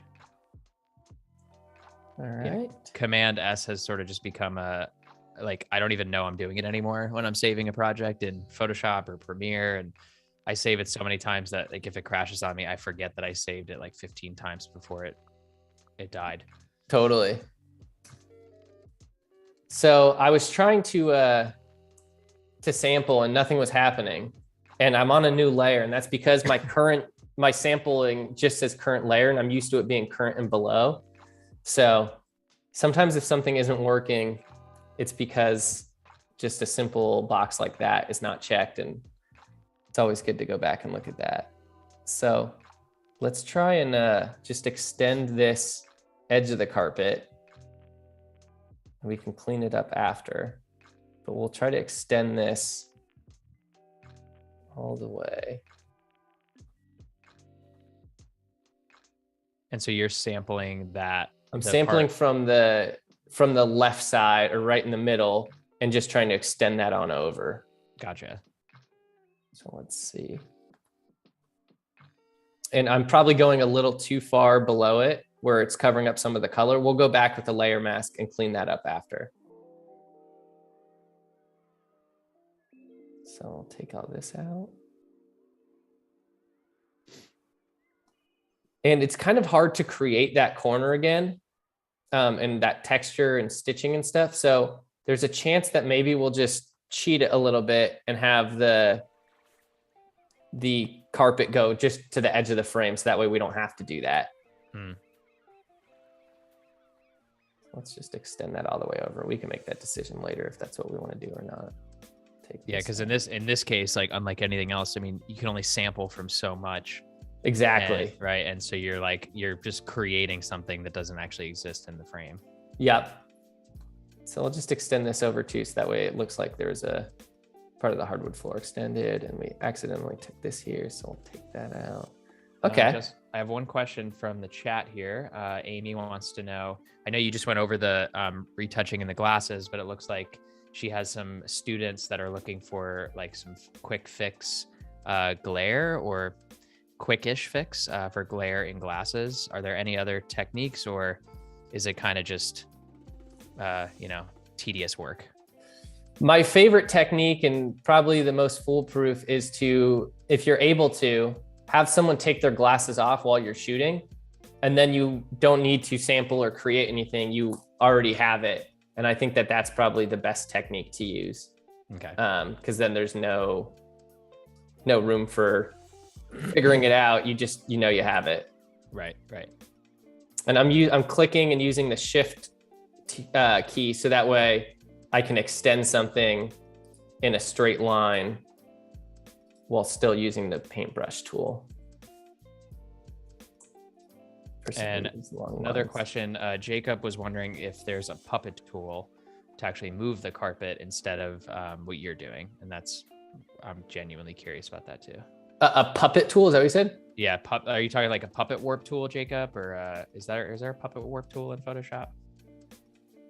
I am not aware of one, but to be honest, I'm kind of a grandpa in the sense that I learned Photoshop on an earlier version and might not be aware of some of the cool new features that exist on it now. So if anyone in the chat knows about some way that's easier to do, I know you could definitely warp it down, but for me, this just feels like it would make more sense and you're able to keep that texture more consistent doing it this way. Yeah. I mean, it's for the amount of tools that are in Photoshop, like you were saying before, I mean, there's a ton of different ways to do it, but I'm kind of like you where I'm a little more old school. And I think just implementing all those tools and, taking a little bit more time, you're going to probably get the best results. It's a little more tedious and takes more time, but it is definitely worth it. So let's zoom out real quick. Wow, this is looking crazy. Like, that's amazing. Boom. So we would never know that wow, the carpet was up. And we need to do a little bit more of it, but it's actually easier to clone and do that sort of thing when it's on flat carpet. So we can just take this. And I always like to focus on like hard edges because that's the toughest part. And then I can be a little bit quicker, more liberal with fixing up stuff that's on the inside. So this black area will be easier once I can get this edge perfectly cleaned up. So if we look at that, now it's really easy to just go in and I don't have to worry about any edges. And once again, I'm using a soft brush for this clone stamp. So that way you can't see the hard edges. Here's a little dead pixel, got that. And for some of this, you kind of just have to guess or look back, but okay, if the left circle, you see just it's like a half circle there, then it's probably similar for this teal one over on the right. Man. Yeah, this is another one of those things where just being zoomed in, but also continuing to zoom out and see everything as a whole to make sure that you're not, going overboard. But this, I mean, to be able to remake this this carpet. Yeah, I'll be a carpet designer now. Yeah, right. There we go. Kind of work on that edge. But yeah, like you were saying with the clone stamp, like you can with retouching, if you're not doing like proper CGI, you can really only sample stuff that you already have, either from another plate or a stock photo that you found or from your image. So yeah, I have clients sometimes say, well, can you Photoshop this? And it's like, I mean, we can find a stock image and try and mix it in, or we can try and shoot a plate of something, but there's certain things that really you have to move to CGI if you're going to try and do it. Right. There's only so much you can do. And if you really understand the fundamentals of the clone stamp tool and the patch tool, you have a pretty good idea of being able to explain to a client what's possible and what's not, because those are really the two main tools that I think allow you to recreate or extend or anything like that. And understanding how things work with plates and all that. But ultimately it comes down to, if you have one image, you can do whatever you can do with cloning. Well, that's, I mean, such a big point is like managing a client expectation too, and letting them know this is what's possible. And if you are a professional and you know that, it's a lot easier to explain it than if you're just like, oh, Photoshop's magic and you can just make anything possible. And while that is true in certain cases with CGI and, compositing, this kind of retouching does require you to shoot everything as best you can in camera. Totally. So let's see here. We're getting pretty close to getting this dang sandbag out. And this is a good example of how I never even noticed that sandbag was there. Yeah. Well, it's an example of how you can fix things, but in Photoshop, and that's why it's great. But it would have been even better if I had never made this mistake to start. Yep. But sometimes with lights and all that, you can only fit things where they fit. So that was the situation for this guy.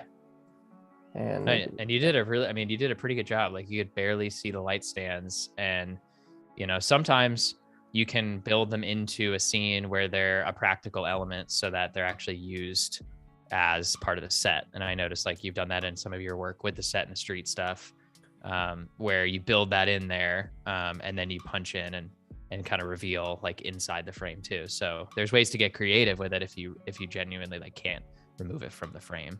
Totally. So let's look at that. I don't want to. Oh my God. Boost my own ego, but that does look pretty good. It's boosted, man. That looks sick. The only thing I would say now is like, okay, we extended it all the way over there. So it feels a little weird to see the edge on the left side. Right. So let's just try and find a quick way to extend this puppy just a bit. If I want to be kind of lazy, which I do, we'll just get rid of this teal square or teal stripe there, and let's just extend this all the way over here, and boom. Oh, yeah. We'll get rid of this guy here. No one will know that was supposed to be there. That's looking pretty good. What else is bothering me? There's felt under these, so let's label that rug. We'll leave that there. There's these little pieces of felt under the tables that for some reason really catch my eye.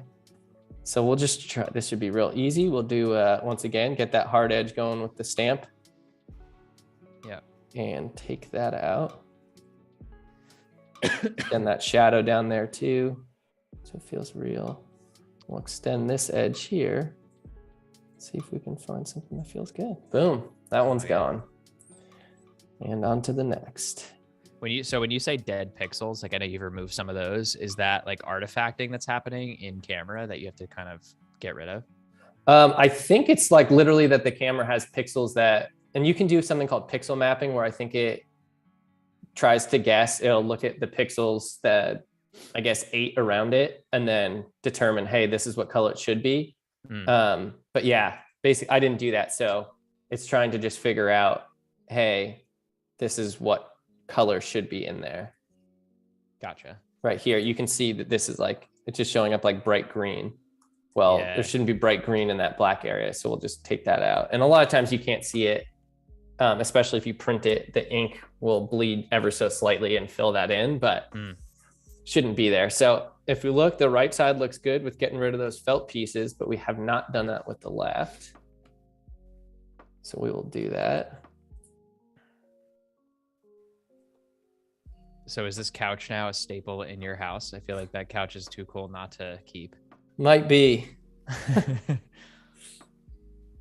Let's see. Todd, it says, or you're looking for help on an issue. What kind of Photoshop issue can we help you with? Add that to the chat. We are here to answer your questions. Mostly Justin. I'm just here to facilitate them. You're doing great, James. But yeah, more questions make it interesting. So yeah, man. I'm just cleaning up some of these wood chips. And the other thing with retouching, like we were saying, is that sometimes I like to leave a little bit of mistakes, or like as far as within the physical set, like a tiny piece of wood chip makes it feel real and doesn't feel too photoshopped. Right. A little bit of dust here, that sort of thing there makes it feel realistic.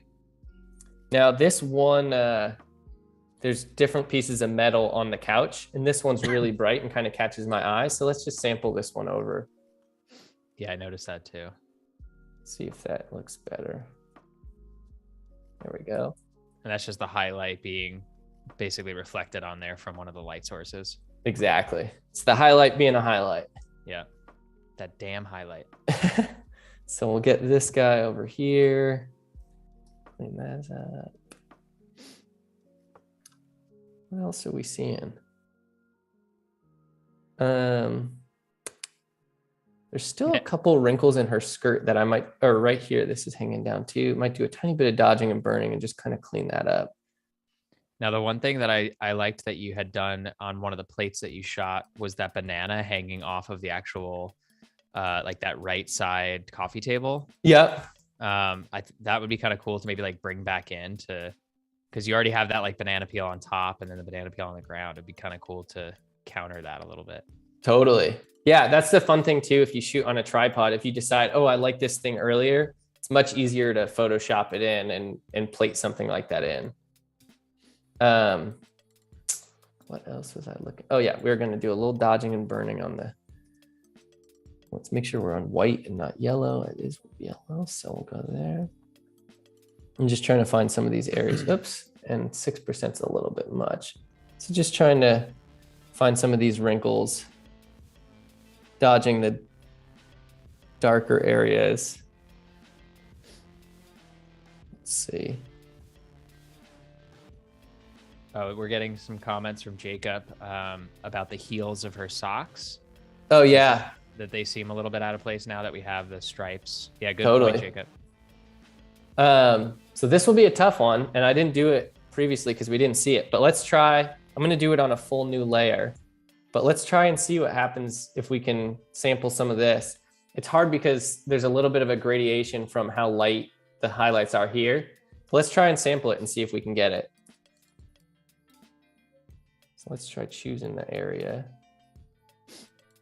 Turn off this stroke again.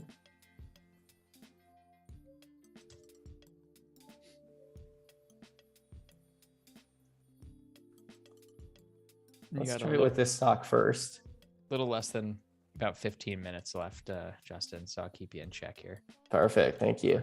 We're doing pretty good. And we're gonna be back tomorrow, everyone, with a different image. All right, so let's try and sample this texture here and let's see if it starts to look repeating or if it looks like it could work. And we'll start actually right about here because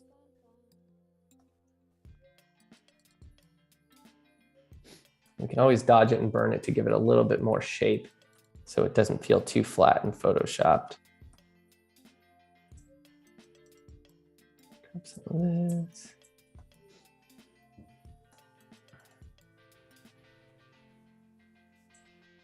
And actually, let's select, modify, feather. Let's do 2 because we can see it's kind of a soft edge. We don't want it to look too hard and catch someone's eye if we fool them every other way.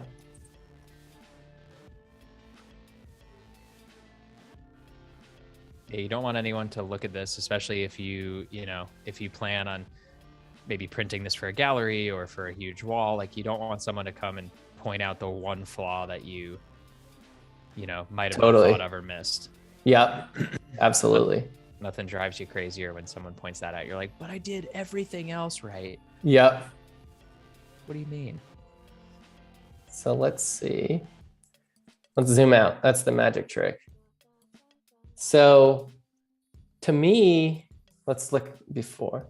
This is what it actually looked like before. And so it feels like there's almost a stripe here. And I think it's because it's too dark on this edge. So let's try and dodging that and see if that helps a lot.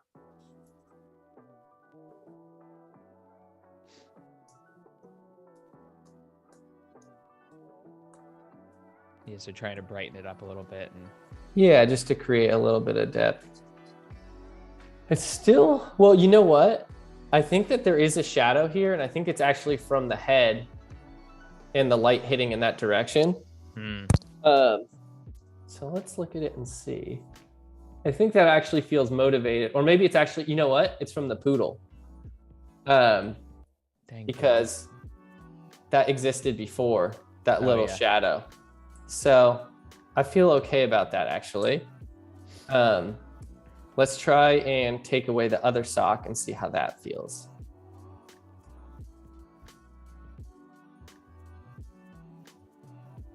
when you're retouching at home, do you have a process? Do you have music on in the background? Do you have headphones on? Or are you just like doing a million things at once? Or do you like to retouch in silence?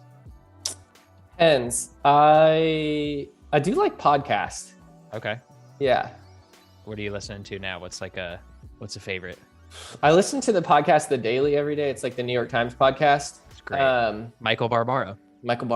And this is The Daily.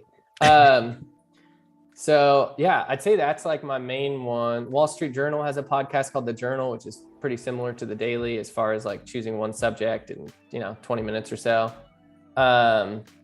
I do like murder mystery podcasts.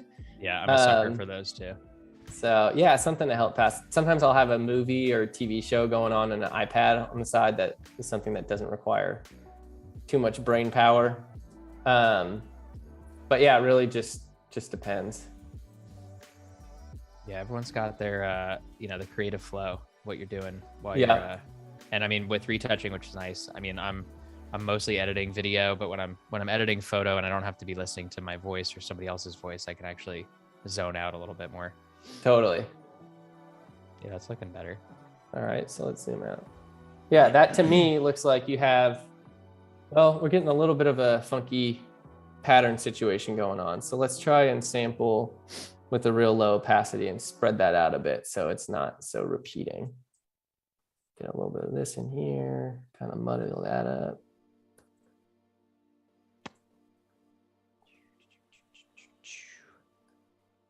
All right, Justin, we got about 5 minutes left. So all right, you keep doing your thing. And again, close. For those in the chat, yeah, it kind of sneaks up on us towards the end here, but at least we got a full day tomorrow. Again, for those that are in the chat right now, thank you for tuning in. And any last minute questions you have today for Justin, for myself, for this awesome bananas piece, please let us know.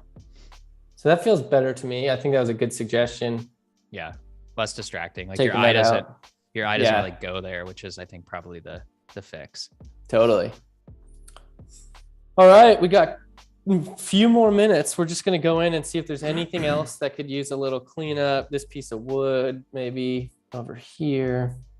What's your process when do you print a lot of your work since you shoot medium format, or are you kind of more in the digital space? Totally depends. Yeah, I like nothing better than seeing it printed. So that's always the end goal. But also a lot of the stuff does live on in Instagram, probably sees more people on Instagram and online than it does in a gallery or something like that. So I like to make sure that it works in both settings. Right. So we'll save this one out. And I like to save everything in 3 different formats. So I'll save it as a high-res PSD. I'll save it as a high-res JPEG, and then I'll save it as a web JPEG. So I'll usually do 2400 pixels and save it in sRGB. So that way it looks good on Instagram and that sort of thing. Gotcha. And so, yeah, I'll separate it in folders like that. And will that be sort of like how you decide which one you're going to send to print? Like if it's if it's for a magazine or something like that, I'm sure that you have to save it a bit of a different format. Yeah. Basically, if I'm uploading it online anywhere, then it's usually a web JPEG because there's usually a file size limit and my files are usually too big for that. Gotcha. And then the PSD is always there to go back to if I ever want to retouch it, as we can see here. And we'll look through it. Like, we'll turn everything off. Everything's on a different layer. So here was our first like cleanup layer. Then we did this one for just the socks. Then we have the rug. There's the fix for the rug. Then a little bit of glow with the curtain.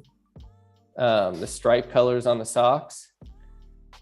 Then our left curtain extension, our right curtain extension, banana colors, and then a little small dodge and burn. So yeah, it's kind of fun to see how it all comes together.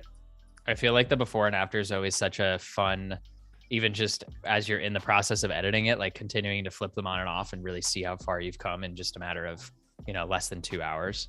Totally. Yeah. And I think going back to what we were saying before, that my whole goal with retouching is to make it that you can't feel like it was retouched. But there's a lot, it looks like a much better image after retouching it. And so I can't imagine putting out any of my photos where there was no retouching at all, even though generally I'm not doing super heavy compositing or something like that. I want it to feel natural, but yeah, I'm really happy with how these turned out. Oh, dude, it looks awesome. I'd be stoked to get a Christmas card like this in the mail. I'd be like, what magazine am I getting? But this has been really, really cool. And maybe we have 2 minutes. Maybe you just want to show us really quickly what you're going to be working on tomorrow. I know that a lot of people on the stream are, most certainly going to join for that. I really hope you guys do. So maybe we can see kind of a sneak peek into that. Yeah. So this is going to be the original image, and I actually did a practice of it. This is what the final image will look like. So sick. Compositing in a TV, and then once again doing, general cleanup and color correction and dialing all that in. Awesome. Sounds great. And Nicholas had a question more about your like pre-production and your process, which I know you went into today, but maybe tomorrow. Nicholas, if you want to join us again, you can go over some more of your process as a photographer while you're doing more of your retouching. Awesome. Well, that sounds great. Thank you everyone for hopping on. This was super fun. Oh, dude. Thank you, Justin. Thank you everyone for joining us today and for tuning in. A couple last little housekeeping items, which I keep here so I don't forget them. Again, like I've mentioned a number of times, make sure to stick around tomorrow at 9:30 Pacific time. We will be back here for 2 more hours where Justin Bettman will go through another one of his amazing conceptual Photoshop pieces. And please stick around for the daily creative challenge with Voodoo Val every weekday at 9 a.m. Pacific. And stick around after the stream today for the daily creative challenge with Andrew Hokerdell, immediately followed by logo design with Daniel Labanti. Thank you, everyone. We will see you tomorrow. Later. Thank you.